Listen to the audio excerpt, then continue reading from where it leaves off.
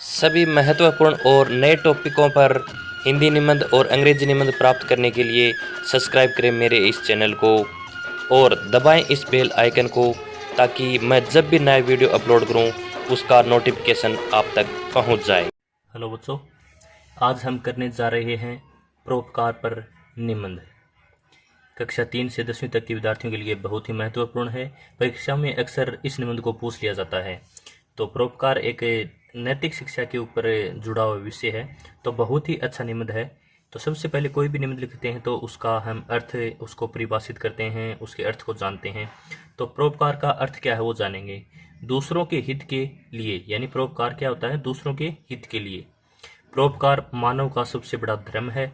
स्वार्थ के दायरे से निकलकर व्यक्ति जब दूसरों के भलाई के विषय में सोचता है, दूसरों के लिए कार्य करता है, यही परोपकार है। यानी इसी को ही हम परोपकार कहते हैं। जब कोई व्यक्ति अपने स्वार्थ को छोड़कर दूसरों के हित के लिए कार्य करता है, उसे ही क्या कहते हैं? परोपकार। भगवान सबसे बड़ा परोपकारी है, जिसने हमारे कल्याण के लिए संसार का निर्माण किया। प्रकृति का प्रत्येक अंश परोपकार की शिक्षा देता प्रतीत होता है। यानी प्रकृति का जो प्रत्येक अंश है वो परोपकार की शिक्षा देता हुआ प्रतीत होता है। कैसे, वो जानेंगे। सूर्य और चांद हमें जीवन प्रकाश देते हैं। नदियां अपने जल से हमारी प्यास बुझाती हैं। गाय भैंस हमारे लिए दूध देती हैं। बादल धरती के लिए झूम कर बरसता है। इस अपनी सुगंध से दूसरों का जीवन सुगंधित करते हैं। परोपकार देवी गुण है। परोपकार एक देवी गुण है। इंसान स्वभाव से परोपकारी है, यानी इंसान का जो स्वभाव से ही वो क्या है? परोपकारी है। किंतु स्वार्थ और संकीर्ण सोच ने आज संपूर्ण मानव जाति को अपने में ही केंद्रित कर लिया है। लेकिन जो स्वार्थ की भावना है, वो एक छोटी सोच वाली जो भावना है, उसने संपूर्ण मानव जाति को अपने ही केंद्रित कर लिया है। मानव अपने और अपनों के चक्कर में उलझकर आत्म केंद्रित हो गया है।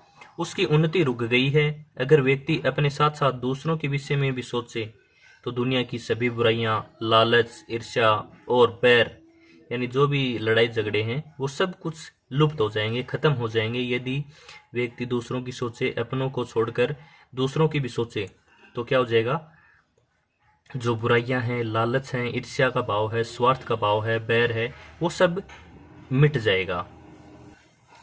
महर्षि दादिची ने राजा इंद्र के कहने पर देवताओं की रक्षा के लिए अपने प्राणों की आहुति दे दी। इसकी हड्डियों से वज्र बना, जिससे राक्षसों का नाश हुआ। क्योंकि महर्षि दधीचि के ही हड्डियों का जो एक वज्र बना था, उसी से एक राक्षस का वध होना था। उसी महर्षि दादिची के वज्र से देवताओं की रक्षा हुई। राजा शिवी के बलिदान को कौन नहीं जानता, जिन्होंने एक कबूतर के प्राण की रक्षा के लिए अपने शरीर को काट काट कर दे दिया। यानी एक जो राजा शिवी है, उनका बलिदान भी हर किसी को पता है, जिसने एक कबूतर की रक्षा के लिए अपने शरीर का प्रत्येक अंश है वो काट काट कर दे दिया। परोपकारी मनुष्य स्वभाव से ही उत्तम प्रवृत्ति का होता है। उसे दूसरों का सुख देकर आनंद महसूस होता है। यानी दूसरों को सुख देकर उसे आनंद महसूस होता है। किसे? जो परोपकारी व्यक्ति होता है। भटके को राह दिखाना, समय पर ठीक सलाह देना, यह भी परोपकार के काम है। ये सब क्या है? परोपकार के कार्य हैं। स्वार्थ पर व्यक्ति दूसरों की शिक्षा, सामर्थ्य होने पर व्यक्ति दूसरों की शिक्षा, भोजन, वस्त्र, आवास, धन का दान कर उनका भला कर सकता है। परोपकार करने से यश बढ़ता है, दुआएं मिलती हैं, सम्मान प्राप्त होता है। तुलसीदास जी ने कहा है, इन परोपकार करने से क्या है? दुआएं मिलती हैं, जग में उसका नाम होता है, सम्मान मिलता है। तो तुलसीदास जी ने क्या कहा है? पर हित सरिस धर्म नहीं भाई, पर पीड़ा सम नहीं अदमाई। यानी इस पंक्ति का अर्थ क्या है? इसका अर्थ है दूसरों का भला करना महान धर्म है और दूसरों को दुख देना महा पाप है। अतः हमेशा परोपकार करते रहना चाहिए। यही एक मनुष्य का परम कर्तव्य है कि दूसरों की रक्षा करना, दूसरों की भलाई करना, ये सब क्या है?